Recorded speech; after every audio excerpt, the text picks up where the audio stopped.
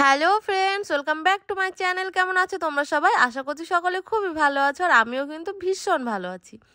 আবার কিন্তু একটা নতুন ব্লগ ভিডিও নিয়ে তোমাদের সামনে চলে আসলাম। তো তোমরা প্রথম থেকে শেষ পর্যন্ত দেখতে থাকো, আশা করছি তোমাদের অনেক অনেক অনেক ভালো লাগবে। জানো তো, জীবনটা কেমন যেন একঘেয়েমি হয়ে গেছে। সেই যে প্রত্যেক দিন সকালবেলা ঘুম থেকে ওঠো, সংসারের সমস্ত কাজ করো, বাচ্চা কাচ্চা সামলাও, তারপর তাদেরকে খেতে দাও, রান্না বান্না করো, মানে পুরো কি মনে হয় জানো তো, মাঝে মাঝে মনে হয় একটা চাবি দিয়া, মানে কি বলে না, রোবট, মানে চাবি দিয়ে ছেড়ে দিয়েছি আর সারা দিন টুকটুক করে চলতেই আছে। এই সব চলা যে কখন বন্ধ হবে তার কোনো শেষ নেই।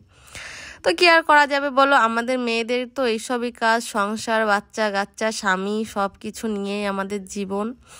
তো দেখো, সকালবেলা কিন্তু আজকে বাসি কাজ সব কিছুই আমার হয়ে গেছে। বাইরের সমস্ত কাজ বলতে যেগুলো, উঠোন ঝাড় দেওয়া, ঘর ঝাড় দেওয়া, ঘরটা আজকে এখনো মুছিনি, জানো তো। ঘরটা যে আজকে কখন মুছবো সেটা বুঝতে পারছি না।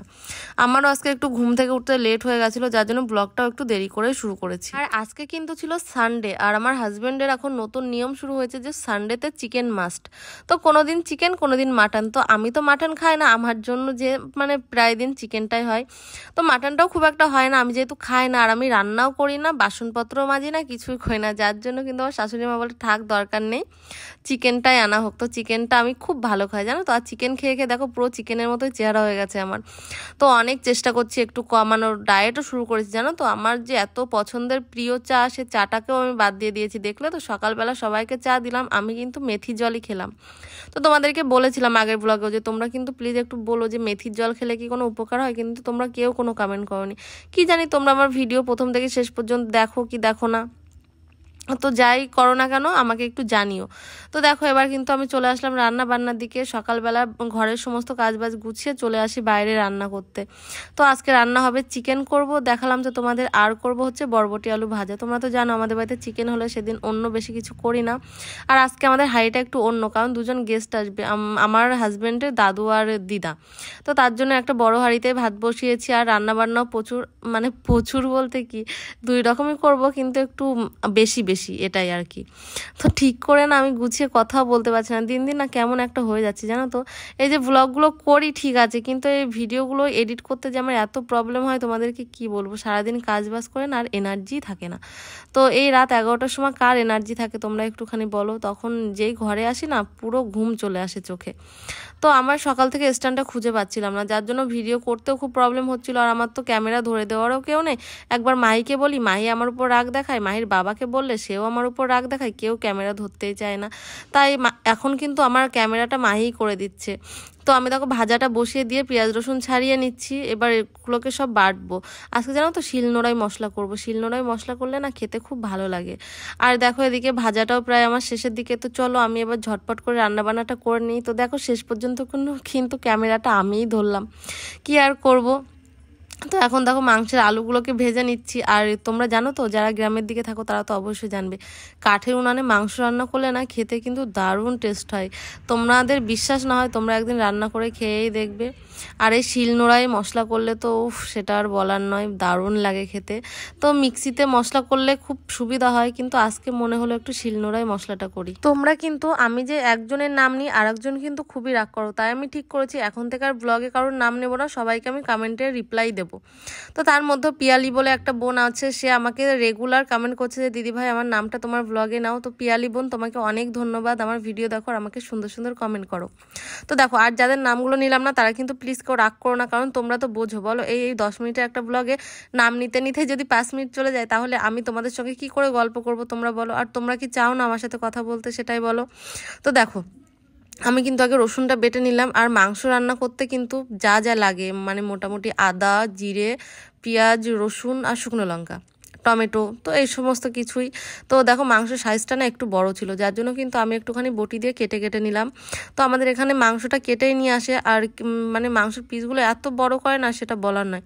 যার জন্য বাড়িতে এসে ভালো করে ধুয়ে মাংসগুলোকে আবার একটুখানি কেটে কেটে নিই। আর আমার সমস্ত বাটনা করাও হয়ে গেছে, এবার কিন্তু মশলাটা ভালো করে ভেজে নেব। আর আমার না একটু ধৈর্য নেই, জানো তো, যে মশলাটা এই যে ভাজবো কিছুক্ষণ ধরে, তো আমার এত অধৈর্য লাগে, মনে হয় কখন এখান থেকে বেরাবো। কারণ বেরালেই তো বাকি আরও কাজকর্ম পড়ে আছে। সকালবেলা যে বাসি নাইটিটা খুলে রেখেছি সেগুলো ধুতে হবে, মাহিসোনা অর্কসোনার কিছু জামা কাপড় আছে সেগুলোকে কাচতে হবে। তো তার জন্য দেখো ঝটপট রান্নাটা করার চেষ্টা করি। তো জানি না কেমন লাগে খেতে, আমার রান্না খেতে আমার কিন্তু দারুণ লাগে জানো তো। তো কার কেমন লাগে আমি সেটা বলতে পারবো না, কিন্তু সবাই বলে ভালোই লাগে। তো যাই হোক, আমার নিজের ভালো লাগলেই চলবে। কি পাগলের মতো বকছি বলো আজকে তোমাদের সঙ্গে। তো কি এখনো মাংস রান্না হয়নি নাকি? এক এক দিকটা আসবে আর মাংস রান্না হয়নি বলো। ওরে বাবারে, তা কতটা কাজ করে আসলাম আমি, তোমার এখনো মাংস রান্না হয়নি? ঘেমে ঠেমে শীতকালে আমি ঘেমে ঠেমে। আজকে রবিবার, তাড়াতাড়ি নাও, কাজটা করে অন্য কাজ আছে। তো দেখো মাংসটা কিরকম লাগছে দেখতে। দেখতে তো আজকে মনে হচ্ছে গরু হয়েছে। এই তো আজকে আর কি বলতো, কাঠের জালে মাংস রান্না করলে না সত্যি হেভি টেস্ট হয় খেতে। তাড়াতাড়ি করে নাও, আজকে জানলা রং করতে হবে, তোমার রান্নাঘরের জানলা, আমাদের এই জানলাটা রং করতে হবে, এইগুলো ঘষতে হবে ভালো করে। আজকে রবিবার, সে তো করবো পরের কথা, কিন্তু আজকে জানলাগুলো পরিষ্কার করে ঘষে রং করতে হবে। শেষের দিকে মাংসটা হলে হয়ে যায়। ঠিক আছে, ঝটপট রান্না করি। আমার জানো তো তোমাদেরকে না খুব দেখতে ইচ্ছে করে, তোমরা যারা আমাকে এত সুন্দর সুন্দর কমেন্ট করো, আমি ভাবি যে তোমরা কীরকম দেখতে, কোথায় বাড়ি, কোথায় থাকো, কি কাজ করো, আমার না খুব দেখতে ইচ্ছে করে জানো তো তোমাদের। তোমরা তো আমাকে দেখতে পাও, আমার সব কিছুই তোমরা জানো, আমি কোথায় থাকি, আমার কি নাম, আমিও তোমাদের মোটামুটি কিছু জনের নাম জানি, কিন্তু তবুও তোমাদেরকে আমার ভীষণ দেখতে ইচ্ছে করে জানো তো। আমি ভাবি যে আমাকে কারা আছে যে এত ভালোবাসে, এত সুন্দর সুন্দর কমেন্ট করে, আমার কথা এত ভাবে, তো সত্যি আমার ভীষণ দেখতে ইচ্ছে করে জানো। তো যাই হোক, কি আর করবো, আমার আশায় থেকে যাবে, কারণ মনে হয় না কখনো তোমাদেরকে আমি দেখতে পাবো। তবে একটা বোন আমাকে বলেছিল যে দিদি ভাই শুটিয়ার দিকে গেলে আমি তোমাদের বাড়িতে অবশ্যই যাব। তো আমিও সেই বোনটাকে বলেছিলাম যে হ্যাঁ তুমি আসবে, আমি সবসময় বাড়িতেই থাকি, কিন্তু কি জানি সে তো আসলো না। আর দেখো, তোমরা যারা আমার সঙ্গে দেখা করতে চাও তারা কিন্তু একদমই এটা ভাববে না যে দিদিভাই আমাদের সঙ্গে দেখা করবে না, কারণ আমি এমন একটা মানুষ যে আমার কোনো অহংকার নেই, মানে আমি সবার সঙ্গে খুব ভালোভাবে মিশি, কথা বলি, মানে কোনো অসুবিধা হবে না আমাদের বাড়িতে যদি তোমরা কেউ আসতে চাও, সেটাই আমি বলতে চাচ্ছি। আর দেখো, আমি কিন্তু এবার ঘরে চলে আসলাম, বাইরের সমস্ত কাজবাজ গুছিয়ে। আর দেখতে পেলে আমাদের গরু, আর জানো তো আমাদের গ্রামের দিকে না সবার বাড়িতে একটা করে গরু থাকে, আর আমাদের বাড়িতে তো গরু আছে, ছাগল আছে, মুরগি আছে, সব কিছুই আছে জানো তো। তো দেখো, মাহি সোনার অর্ক সোনাকে খাওয়াচ্ছে, আর আমার অর্ক জানো তো এত মোবাইল দেখে না, সেটা আর বলার নয়, মানে ওকে খাওয়াতে বসলে মোবাইল দেখতে হবে, আর আমার মাই দেখছে টিভি। আজকে যেহেতু স্কুল ছুটি আছে, স্কুলে যাওয়ার কোনো চাপ নেই, যার জন্য স্নান টান করে একেবারেই মানে খাওয়া দাওয়া করে টিভি দেখতে বসে গেছে। স্কুল থাকলে তো আর টিভিটা দেখতে পারে না। আর আমার বর মশা ওদিকে কাজ করছে, আর তোমাদেরকে দেখালাম কিন্তু আমাদের চাষের জমি, মানে আমি ওই জায়গাটায় ধনে পাতা লাগিয়েছি জানো তো। তোমাদেরকে তো একটা ছোট্ট মিনি ব্লগে বলেছিলাম যে আমি ওখানটায় ধনে পাতা লাগিয়েছি। তো জানি না কবে হবে, যেদিনই হোক আমি কিন্তু তোমাদের অবশ্যই দেখাবো। আর আমিও দেখতে পেলে স্নান টান করে চলে এসেছি, আর এবার কিন্তু খেতে বসেছি। তো মাইদেরকে খাওয়াচ্ছিলাম, তো সেই থালাতেই কিছুটা ভাত ছিল, আমি সেই থালাতেই খেয়ে নিচ্ছি। আর আমি জানো তো এখন দুপুরবেলা করে অল্প করেই ভাত খাই, আর দিনে একবারই ভাত খাই, আর দুবার রুটি খাই একটা একটা করে। তো যেদিন একটু বেশি খিদে পাই দুটো খেয়েও নি, কি আর করবো। তো এত বড় শরীরটাকে তো চালাতে হবে নাকি। তো তারপর দেখো, খাওয়া দাওয়া করে একটুখানি রেস্ট নিয়েছিলাম। আর আজকে যেহেতু বলেছিলাম যে সকালবেলাটায় ঘরটা মোছা হয়নি, যার জন্য কিন্তু বিকালবেলাতে ঘর মুছতে চলে আসলাম। তো আমার কাজবাজ দেখে তোমরা যেন কেউ হেসেও না, আর আমাকে যেন পাগলও বলো না, কারণ কি করবো বলো তো, যখন যেটা সময় পাই তখন সেই কাজটা করে নেওয়ার চেষ্টা করি।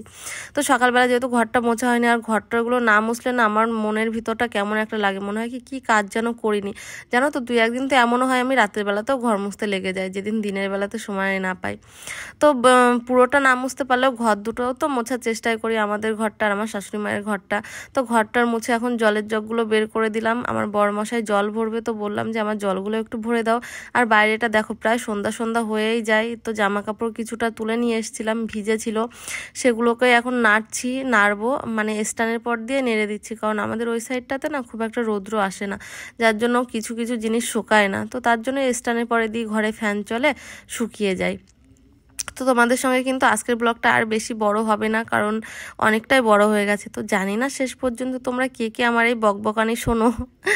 তো সত্যি যারা শোনো তারা অবশ্যই কমেন্টে জানাবে যে দিদি আমি কিন্তু পুরো বকবকটাই শুনেছি। তো যাই হোক, দেখো এই শাড়িটা পরে কিন্তু আগের দিন কালী ঠাকুরকে, মা কালীকে বরণ করতে গেছিলাম, তো শাড়িটা ধুয়ে দিয়েছিলাম, একটুখানি সিঁদুর লেগে গেছিলো তার জন্য, তাই শাড়িটা কেচে আবার এখন তুলে রাখবো, যার জন্য ভাঁজ করে নিলাম।